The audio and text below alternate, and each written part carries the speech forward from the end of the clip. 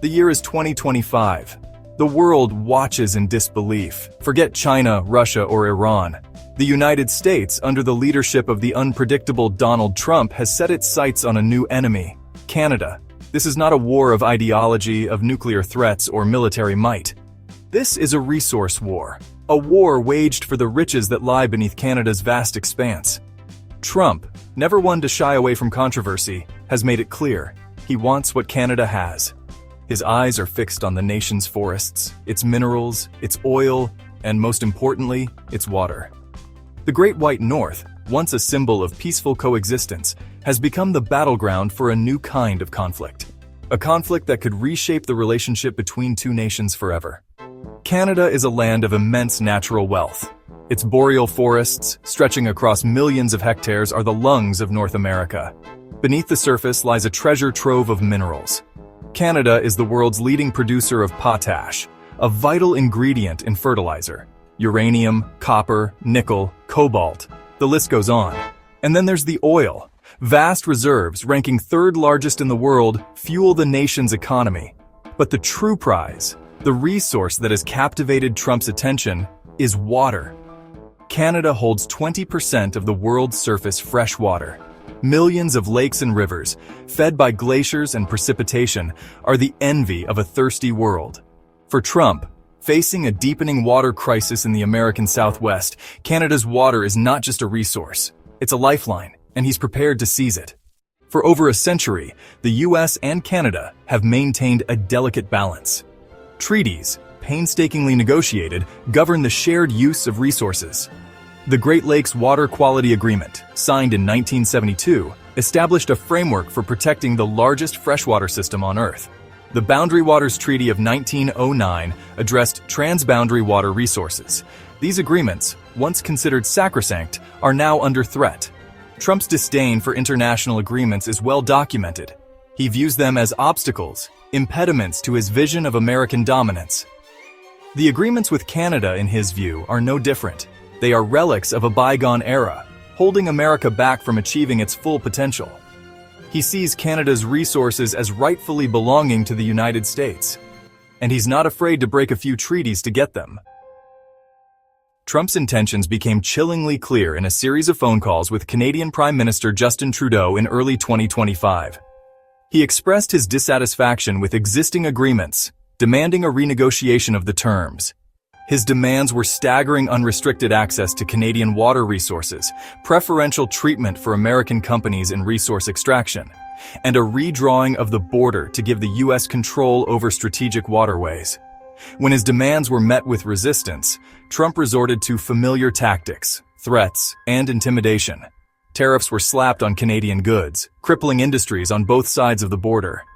He publicly mused about annexing Canada as the 51st state, sending shockwaves through the international community. Trump's message was clear: cooperate or face the consequences. The audacity of Trump's actions has left experts and environmental groups reeling. The potential consequences of his resource grab are almost too dire to contemplate. The Great Lakes, a vital source of drinking water for millions and a delicate ecosystem, could be irreparably harmed by unrestricted withdrawals and pollution. The fragile balance of nature, carefully maintained for decades, could be shattered. This is an ecological disaster waiting to happen, warns Dr. Sarah Johnson, a leading expert on the Great Lakes ecosystem. Trump's actions are reckless and irresponsible. They threaten not only the environment, but the livelihoods of millions of people. Her words are echoed by environmental groups across the continent. The Sierra Club called Trump's actions an assault on nature, while the Environmental Defense Fund warned of catastrophic consequences for the Great Lakes. The economic fallout from a resource war between the United States and Canada would be devastating. The two nations are deeply intertwined, their economies inextricably linked. Canada is America's largest trading partner, with billions of dollars in goods and services flowing across the border every day. Millions of jobs on both sides of the border depend on this vital economic relationship. Trump's tariffs, initially met with defiance by Canada, have begun to bite. Industries reliant on cross-border trade are struggling. Supply chains are disrupted. The cost of goods is rising. The economic pain is being felt on both sides of the border, and Trump, never one to admit defeat, sees a solution in Canada's abundant water resources.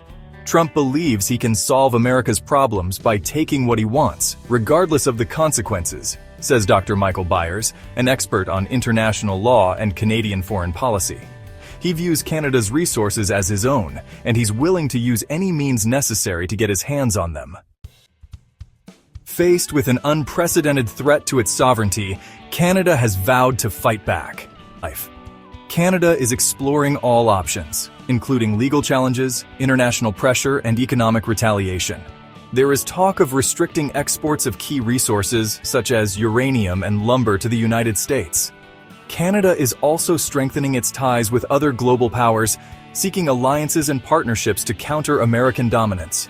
The once unthinkable is now a distinct possibility, a world in which Canada and the United States are no longer allies but rivals. The world watches with bated breath as the standoff between the United States and Canada unfolds. The stakes could not be higher. The future of North America, and perhaps the world, hangs in the balance. Will cooler heads prevail, or will Trump's reckless pursuit of resources plunge the two nations into a conflict with unforeseen consequences? The situation is fluid, unpredictable. The potential for miscalculation is high. One thing is certain: the world is a very different place than it was just a few short years ago. The old rules no longer apply, and the consequences of failure have never been greater.